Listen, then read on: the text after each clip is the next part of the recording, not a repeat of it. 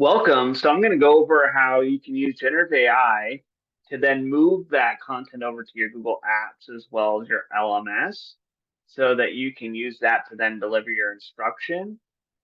And it's a great way for you to see that workflow and to optimize your planning so that you can spend less time planning and building content and spending more time working with students.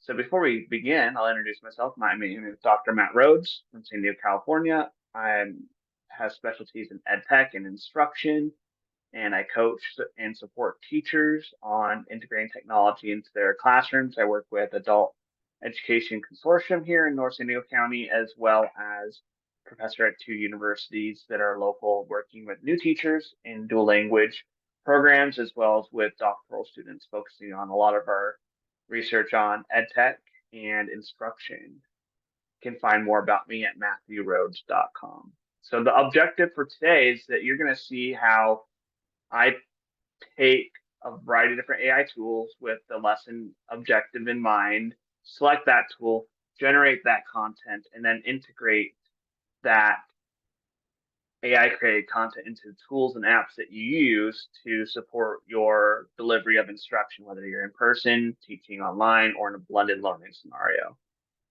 And this is ultimately what that workflow looks like. You take the AI, whether it's ChatGPT or Claude, Bard, etc., and then generate that content and move it into Google products or into your LMS like Canvas, and then deliver it with your students within your classroom instruction, whether that is synchronous or asynchronous.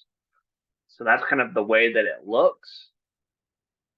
And when you're moving into developing a lesson and before you're even generating the content, you want to think of the goals of the lesson in mind and the instruction. So before you generate that content using AI, make sure you have already planned what the goal of that lesson is. What do you want your students to learn? How do you want them to perform and demonstrate their learning? And how do you want them to practice? And then what strategies are you going to be using to facilitate and help those students reach those goals? So whether that is through Think, Write, Pair, Share, digital flashcards, formative assessment, guided practice and modeling.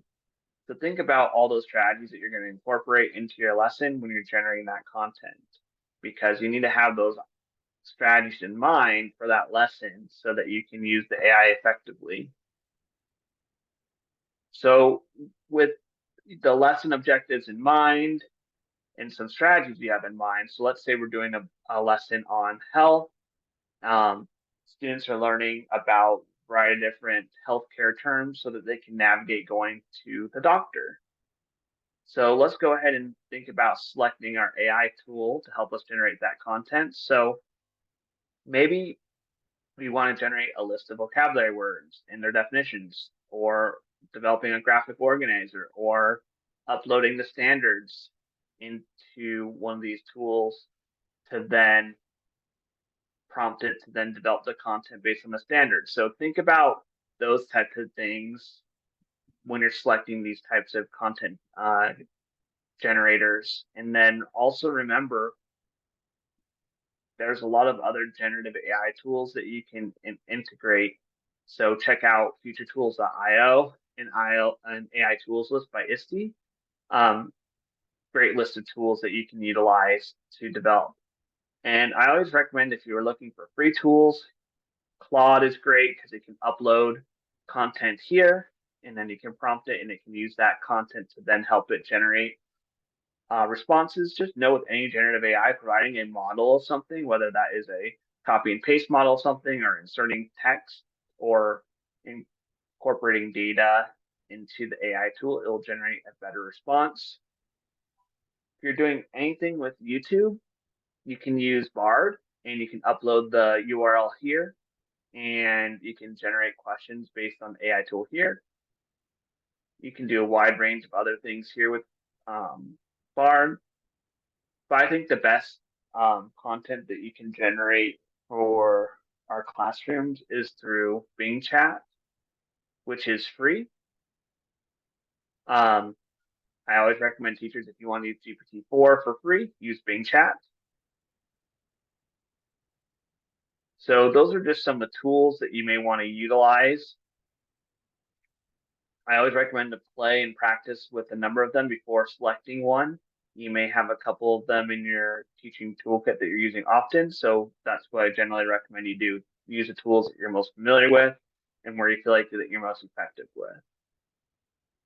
So I like to use when we're thinking about content generation and prompting, I think in the AI classroom, they provide a really good framework here, provide the AI with a role, be explicit in your instructions. So give it the objective parameters of the lesson and what exactly you want to do. And then be very specific in step 4 of those parameters of those examples of what you want it to generate.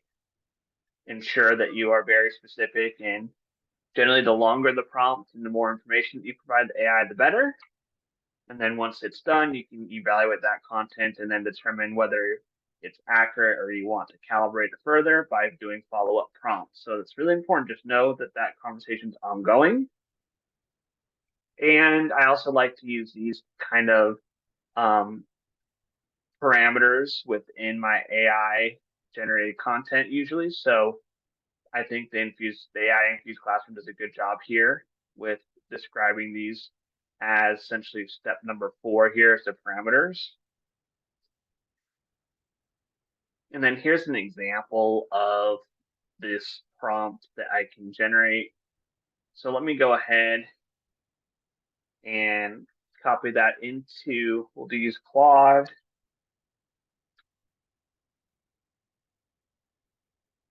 Here it goes.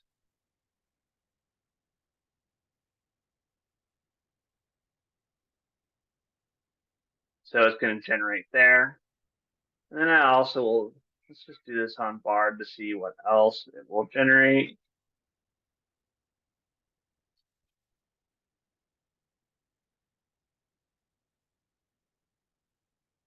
So I think that sometimes you can evaluate these responses if you want to use more.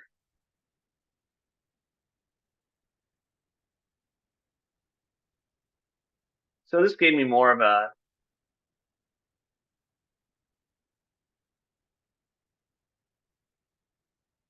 outline for my lesson, but then you could prompt the AI to do far more. Same with Claude. Same if you're using ChatGPT. Just know that you can generate content and consistently having that conversation. So say if I wanted to use this follow-up prompt with Bard, let's see, it would generate possibly the vocabulary flashcards.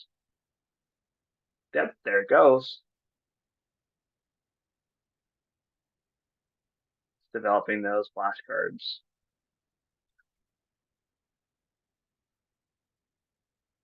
So once you generate that content, you can move it into a tool or application that you're using or your LMS. I kind of want to show you real quick demoing Magic School because I really like the workflow with Magic School, and Magic School is a Google extension that you can utilize. So unlike some of these other AI tools that I just showed you, they're not necessarily fully in as Google extensions where you can just click on them here and then go ahead and prompt.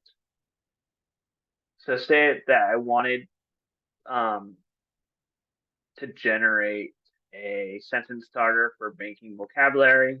So I will go ahead and ask it, create a set of sentence starters for not the banking unit, but health unit for our health unit on navigating the doctors.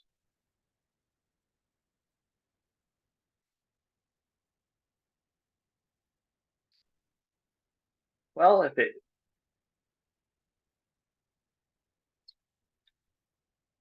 would do that,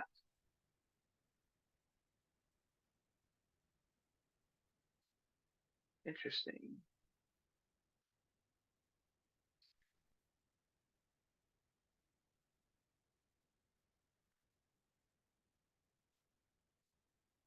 For some reason, my slides got all messed up.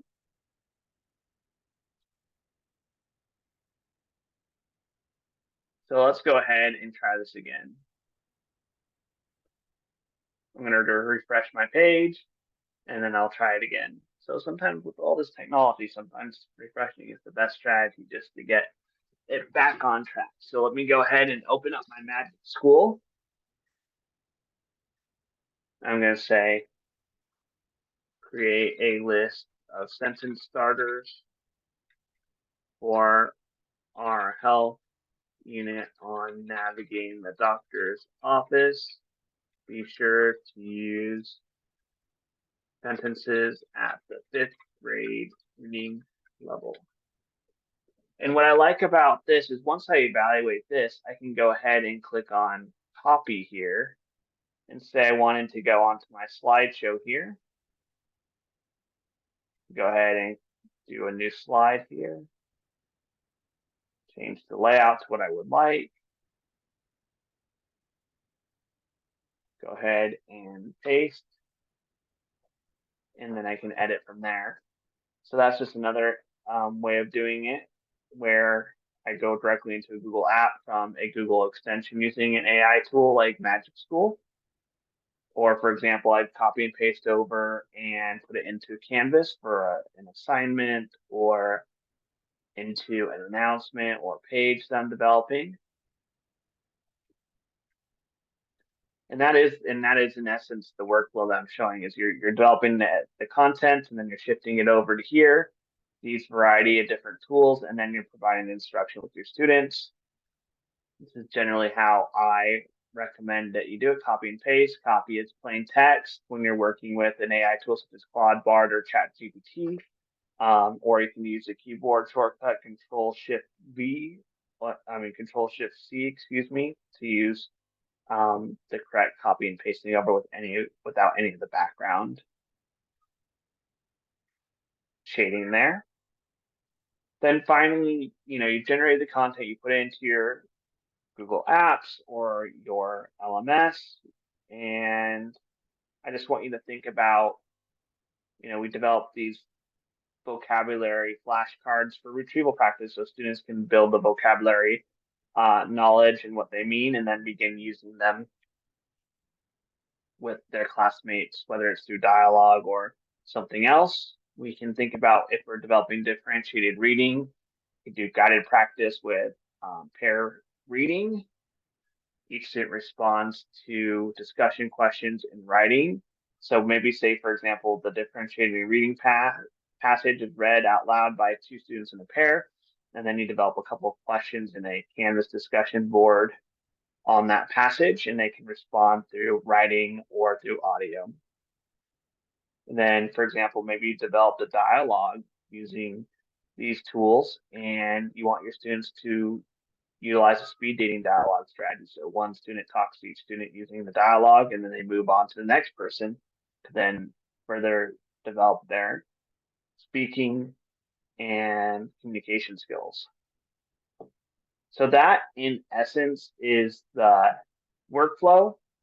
And really, you want to figure out what tools work best for you, and thinking about your lesson design and its objectives and keeping that in mind is the most important thing, and incorporating the strategies you can see here with the content that you're generating is essential. So I appreciate you spending this time with me today. Go ahead and follow me on social media platforms or check out my website at matthewrhoads.com. I have 8 books on integrating technology into our classroom instruction and supporting teachers. I hope to connect with you in the future. And thank you so much for taking this time to learn more about AI and integrating it into your teacher workflow to support you in planning and generating content. Have a good one.